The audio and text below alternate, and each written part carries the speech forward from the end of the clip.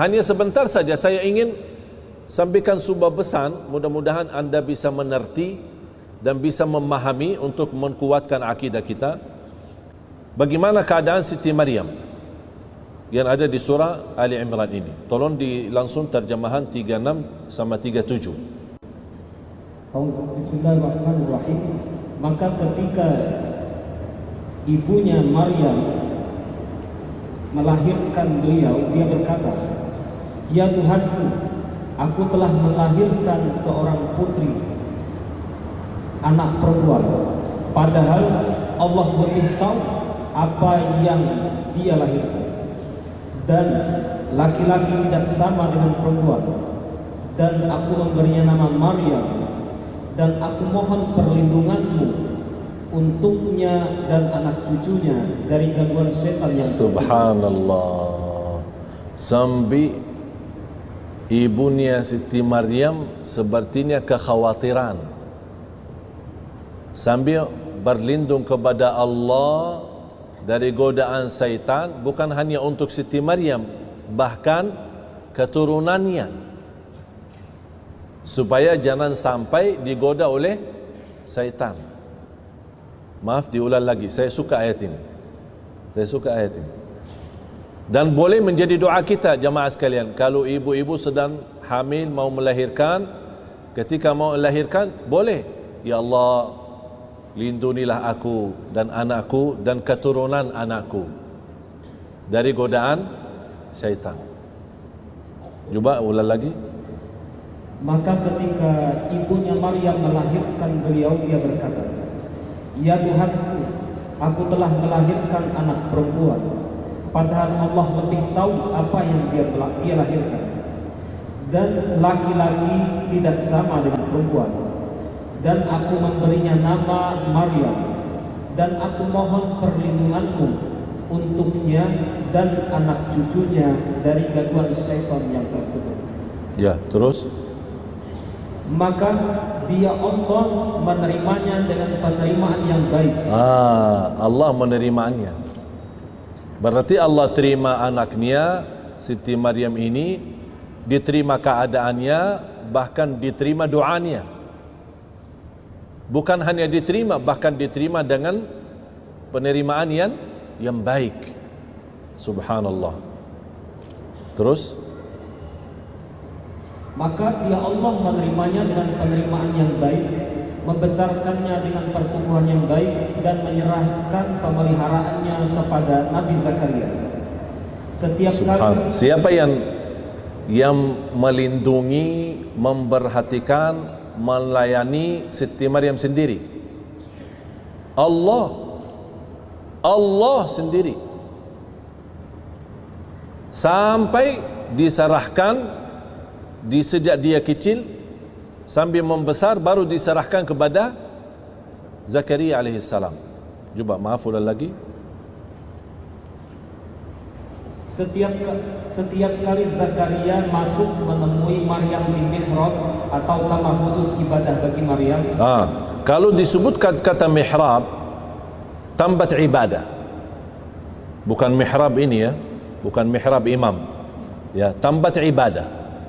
Karena di masa dulu tidak ada istilah masjid, tapi ada istilah tempat ibadah seperti mihrab.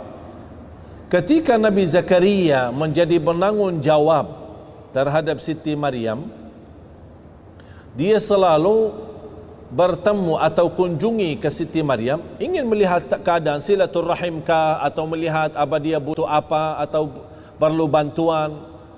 Ketika dia masuk, melihat Siti Maryam ada di mihrab, artinya ada di tempat ibadah. Ini menunjukkan Siti Maryam memang sukaannya ibadah, ahli ibadah. Coba ketika beliau bertemu, setiap kali Nabi Zakaria menemui di mihrab atau kamar khusus ibadah bagi Maryam, dia dapati makanan di sisinya, lalu dia berkata, "Wahai Maryam, dari mana ini kau peroleh?" Jadi setiap dia kunjungin kepada Siti Maryam, selalu mendapatkan ada rizki di samping dia. Nabi Zakaria heran, Kok kamu kan dari tadi di sini aja, dan yang layani dan bantu kamu adalah saya. Tapi kok bisa ada rezeki di sampingmu? Padahal kamu kapan keluar? Tidak pernah kemana-mana. Terus apa jawaban Siti Maryam? Siti Maryam menjawab, itu dari Allah. Sesungguhnya Allah memberi rezeki kepada siapa yang Dia kehendaki tanpa perhitungan.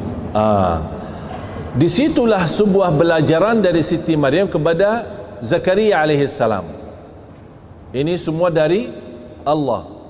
Meyakinkan dengan kata dari Allah, segala sesuatu memang dari Allah, membuat Nabi Zakaria memiliki keyakinan untuk memohon kepada Allah. Kalau Siti Maryam aja diterima doanya, kenapa saya tidak? Disitulah dia juga berdoa kepada Allah. Terus lanjut. Di sanalah Nabi Zakaria berdoa kepada Tuhannya seraya berkata, Ya Allah Tuhanku, berilah aku keturunan yang baik dari sisimu. Sesungguhnya Engkau Tuhan yang maha mendengar doa hamba-Nya. Kalau ada yang merasa sudah lama menikah belum punya anak, ini doanya. Rabbi habli min ladunka dzurriyyatan thayyibah. Dan ada juga doa yang sama, juga doa Nabi Zakaria di surah Al-Anbiya. Rabbi la tadharni fardan wa anta khairul warithin. Dan dua doa ini boleh. Saya masih ingat banyak jamaah yang saya berikan doa ini, alhamdulillah mereka yang hampir ada di antara jamaah 18 tahun tidak hamil. Habis menamalkan, alhamdulillah tidak sampai 3 bulan sudah hamil. Doa ini dahsyat.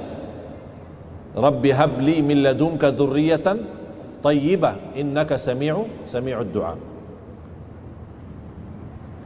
Terus nanti sisanya menjadi pelajaran ya. Tolong saya mohon jangan lupa, jangan tinggalkan dari ayat 33 sampai ayat 66 di surah Ali Imran. Sekarang kita kembali surah Maryam. Saya ingin cuma kaitkan ketika Siti Maryam sibuk beribadah, Allah jaminkan rezeki. Sampai rezekinya datang ke tempat ibadahnya dia. Tapi coba ketika ada sebuah peristiwa sama Siti Maryam. Coba baca ayat artinya 16. Ayat 16 surah Maryam. Dan ceritakanlah wahai Muhammad kisah Maryam di dalam Al-Quran. Subhanallah, ceritakan wahai Nabi Muhammad. Ini menunjukkan perintah Allah kepada Nabi Muhammad untuk menceritakan. Sekarang saya bertanya, mohon maaf jamaah sekalian, iman Nabi Muhammad tahu ceritanya? Nabi Muhammad tahu ceritanya? Apakah Nabi Muhammad di masa itu ada? Artinya ada sama Siti Maryam, ada sama ibunya Siti Maryam, atau ada sedang Siti Maryam melahirkan Nabi Isa, Nabi Muhammad ada. Tapi Allah perintahkan, wahai Nabi Muhammad, ceritakan. Apa yang diceritakan Nabi Muhammad aja dah tahu. Berarti cerita ini langsung wahyu dari Allah. Allah yang menceritakan, walaupun perintahnya atas Nabi, kepada Nabi Muhammad sallallahu alaihi wasallam. Berarti cerita ini tidak bisa diragukan, karena ini langsung kalamullah, bukan kalam Nabi Muhammad. Itu bukan kalam, bukan kata-kata Nabi Muhammad, tapi itu semua kalamullah subhanahu wa ta'ala. Coba terus. Yaitu ketika dia mengasingkan diri dari keluarganya ke suatu tempat di sebelah timur, yaitu Baitul Maqdis. Tolong jemaah sekalian, mohon maaf ya, ini butuh perhatian. Semua kata yang sekarang masuk ini menjadi ilmu. Allah sebutkan di sini dia mengasingkan, ingin bersendirian, pisah dari kaumnya, pisah dari lingkungannya, sampai dia menempatkan diri di arah atau sebelah timur, di tempat timur. Yang diterjemahkan timur itu adalah Baitul Maqdis. Kalau sekarang Palestina. Memang Palestina adalah negara para nabi dan rasul. Banyak makam nabi dan rasul. tidak ada Nabi dan Rasul pasti sudah salat di Masjid Al-Aqsa, dan tidak ada Nabi dan Rasul pasti sudah haji. Itu yang bersabdakan Rasulullah SAW, ma min nabiyyin illa wa hajjal bait, tidak ada Nabi kecuali sudah haji. Itu berarti membuktikan semua para Nabi, yang jumlah para Nabi lebih dari 210 ribu para Nabi. Kalau para Rasul 300 sekian Rasul, berarti ada Nabi ada Rasul. Total jumlahnya 212 atau 200 ribu 200 ribu dan 300 Nabi dan Rasul. Ini jumlah mereka, dan semua sudah di Masjidul Haram di Makkah dan juga di Masjidul Aqsa. Dan Allah juga dengan kun fayakun kumpulkan mereka semua ketika masa Isra dan Mi'raj. Ketika Nabi Muhammad naik Buraq, sebuah binatang dari Makkah menuju Masjidul Aqsa, baru naik ke langit menuju ke Masjidul Aqsa di waktu yang sangat cepat, dan di situ beliau menimami semua para nabi dan rasul sallallahu alaihi